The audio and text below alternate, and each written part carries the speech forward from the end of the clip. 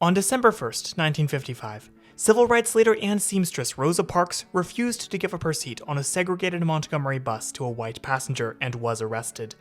This sparked a boycott of the city's bus system by Montgomery's black community that helped lead to a Supreme Court case desegregating American public transportation. But 70 years later, what remains of this pivotal piece of history? Where did Rosa Parks' bus go? And can you ride a bus on the same route today? The only way to find out is to go for a ride. Josh and I are in Alabama for the inaugural run of Amtrak's Mardi Gras service, and driving north from Mobile, we reach the state capital of Montgomery.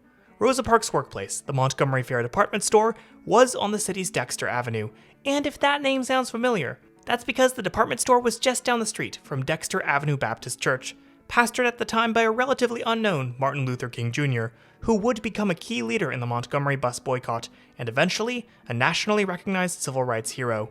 Today, the location where Mrs. Parks worked is now actually a park. This is Lower Dexter Park. It's kind of sweet. It's also very narrow. It's like, you don't normally consider a park to be building shaped. What this reminds me of is in Montreal, we have a lot of what they call ruelles vertes, or green alleyways. So it's cool to see that here in the South, thousands of miles away. The Montgomery Fair department store was quite transit accessible, with a bus stop just down the street at the intersection of Dexter and Court Street. Today at this location, you can find a life-size statue of Rosa Parks. Now, the bus that Rosa Parks would have taken home from work no longer exists. The National City Lines affiliate, Montgomery City Lines, which ran the buses here in Montgomery, no longer operates the buses. The city does. And for a while, the city didn't even operate buses. They operated on-demand microtransit. So, in order to best replicate the route that she rode, we're going to walk it in time-lapse. Leaving Dexter and Court, Rosa Parks' bus would have rounded Court Square Fountain, passed over these tracks likely left over from the city's old Lightning Route streetcar system, and turned down Montgomery Street.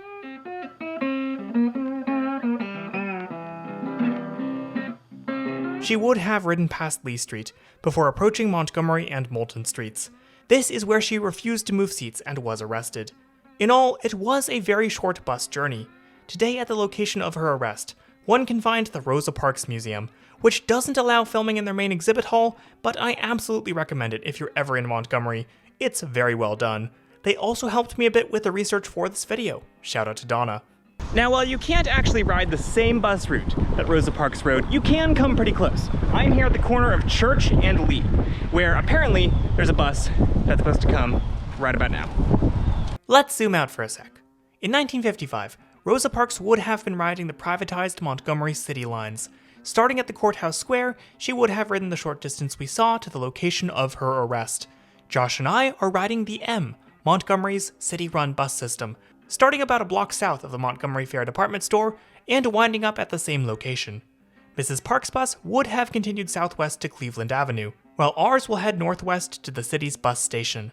Another bus route covers much of the remainder of Rosa Parks' intended journey. The problem is, we can't find a sign for the bus stop. Yeah, let me check the website to make sure there's actually a bus. So slight problem, you know how in Google Maps there's like the agency info button? Well, if you tap that for this bus line, it says that the website doesn't exist. It's also not on the transit app. Okay, their website changed. They're now themtransit.com. The website for the M is also just incredibly hard to navigate. Josh. Oh my God. Hold the camera. Yep, I got it. Hello. Seated near the back of this tiny bus, we begin our short journey back to the Rosa Parks Museum. We pass a mural commemorating civil rights leaders, then turn on to Montgomery Street. We step off at the location of Mrs. Parks' arrest and watch the bus pull away down Moulton Street to the city's bus terminal. It truly hits home how institutionalized segregation was if it was just part of a routine little bus trip through a couple of stops. It's also worth noting that segregation was complicated. On Montgomery City Lines, the front of the bus was reserved for white passengers and the back for black passengers, but the middle could be assigned to either race at the driver's discretion, with an obvious preference for white riders. That's where Rosa Parks was sitting when driver James Blake ordered her to move, not the whites-only section as some have claimed. Montgomery is also home to the Freedom Riders Museum. Housed in an old Greyhound station, this commemorates the brave individuals who fought to desegregate intercity buses.